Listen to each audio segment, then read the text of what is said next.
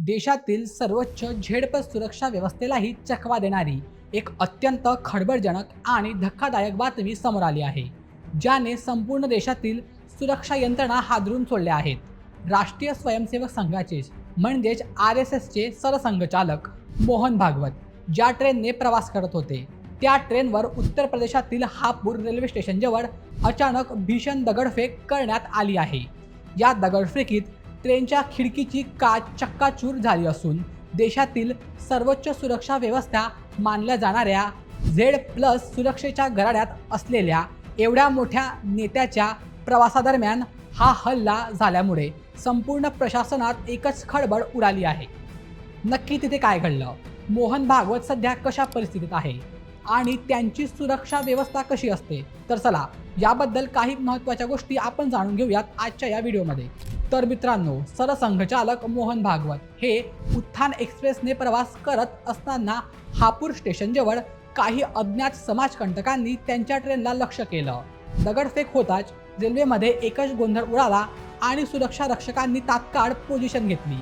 अत्यंत सुदैवाची आणि दिलासादायक बाब म्हणजे या घटनेत मोहन भागवत यांना कोणतीही दुखापत झालेली नाही आणि ते पूर्णपणे सुरक्षित आहेत.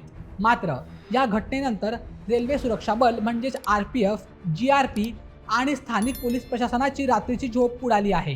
हा केवळ एका ट्रेनवर झालेला साधा हल्ला आहे की यामागे कोणताही मोठा कट किंवा घातपाताचा प्रयत्न होता, याचा तपास आता देशातील सर्वोच्च गुप्तहेर आणि सुरक्षा यंत्रणा अतिशय गांभीर्याने करत आहेत. आता या घटनेमागचे रिसर्च बेस विश्लेषण समजून घेऊयात. मोहन भागवत यांना भारताची Z+ सुरक्षा मिळालेली आहे. या सुरक्षेमध्ये तब्बल 55 सुरक्षा रक्षकांचा ताफा असतो, ज्यामध्ये NSG चे 10हून अधिक कमांडोज 24 तास सोबत असतात. जेव्हा अशी VIP व्यक्ती ट्रेनने प्रवास करते, तेव्हा रेल्वे मंत्रालयाचे प्रोटोकॉल आणि सिक्युरिटी विंग स्थानिक पोलिसांच्या मदतीने आधीच संपूर्ण रेल्वे मार्गाचे स्क्रीनिंग करते. असं असतानाही हापूरसारख्या महत्त्वाच्या स्टेशनजवळ धावत्या ट्रेनवर दगडफेक होणे ही सुरक्षेतील खूप मोठी त्रुटी मानली जात आहे. रेल्वेच्या आकडेवारीनुसार गेल्या काही वर्षात धावत्या ट्रेनवर दगडफेक होण्याच्या घटनांमध्ये वाढ झाली आहे.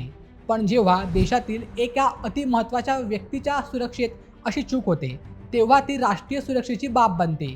उत्तर प्रदेश प्रशासनाने या प्रकरणाची तीव्र दखल घेत तातडीने उच्चस्तरीय चौकशीचे आदेश दिले असून संशयितांची धरपकड सुरू केली आहे. तसेच संपूर्ण रेल्वे मार्गावरील बंदोबस्त आता प्रचंड कडक करण्यात आला आहे. सरसंघचालकांच्या सुरक्षेतील या मोठ्या त्रुटीबद्दल आणि रेल्वेवर होणाऱ्या या दगडफेकीच्या घटनांबद्दल तुम्हाला काय वाटतं ते आम्हाला कमेंट करून नक्की सांगा. आणि अशा व्हिडिओंसाठी आपल्या बोल MHच्या YouTube चॅनलला सबस्क्राईब करायला विसरू नका. धन्यवाद.